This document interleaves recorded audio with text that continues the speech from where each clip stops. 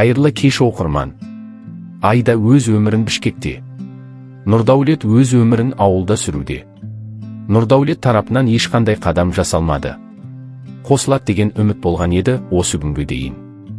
Айда болса Қазақстанға келгісі келіп жүрме. Қазақстаннан туғандар келіп қалыптыр.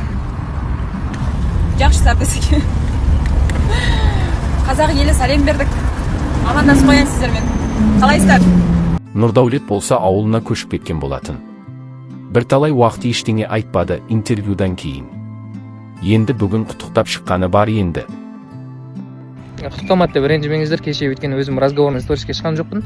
Сонымен бүгін ассалаумағалейкум разговорный өзім шығып қояйын сториске. Ауылда өте бір жақсы күшті бір демалыс болды. Кеше енді сразу шығып кеттім стористерге. Өйткені стористерге қалай шығу керек екенін ұмытып қалыптым. Меніңше системалары өзі болады да. Осылай алып келу керек әңгімені деген сияқты. Енді мен әңгімені сразу айтайын деп отырмын. Кеше енді 8 март әйелдер халықаралық әйелдер күнімен шын жүректен менің аудиториямдағы қарындастарымды, әпкелерімді, апаларымды, ежелерімді барлығын шын жүректен құттықтаймын.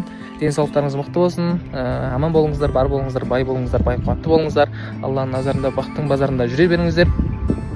Солай. Айда қала, қозғалыс дегенді таңдаған болса, Нұрдәулетті ауылдағы тыныштықты аңсаған секілді. Айданың да хейтерлерге сөздері бар енді. Жақсы көңіл күйде бір үндеуін айтты енді. Бүгін сториске көп шыққым келіп жатыр қолға. Көрініпші. Хейтерлерге, негативчиктерге үйінде жатып мені көргісі келіп жатқан адамдарға көрініпші. Я здесь деп. Вот. Дайректіме дағы жазшы негативтеріңерді жаз қойға. Бүгін атайын көңіл бөліп оқып қойыншы сіздерге ішіңердегі негативтеріңерді. Солай енді екеуінің екі жаққа кетуі осы секілді. Айда қозғалыс, алға ұмтылу дегенді жақсы көреді. Ал Нұрдәулет жаймен баппен күнделікті өмірді сүргісі келеді. Екеуінің деген өмірге деген көзқарасы әр түрлі секілді. Бірге қайта қосылу үшін екеуі бір жаққа қарау керек. Қазір екеуі екі түрлі әлемде әр түрлі жаққа қарап тұр деуге болады. Сіз қалай ойлайсыз? Жақсы. Осылай бір тыныштық керек болып жүр екен де мағаншы.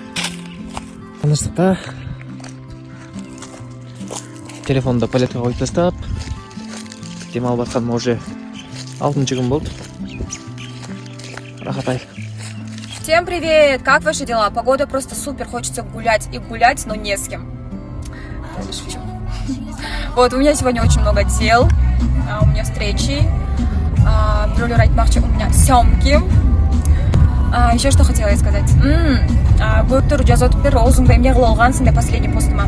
Озуң чоңойуп кетиптир го, чоңойтуп алдыңбы, жарашпайт кетти дегендер, озумду чоңойткон жокмун. Ошол эле ойдон. Жашоодо кичинекей эле, просто у меня брекети, у меня темир бар, ошо темирден мондай озум деп чоң көрүнүп атат. Чыдай туруңуздар.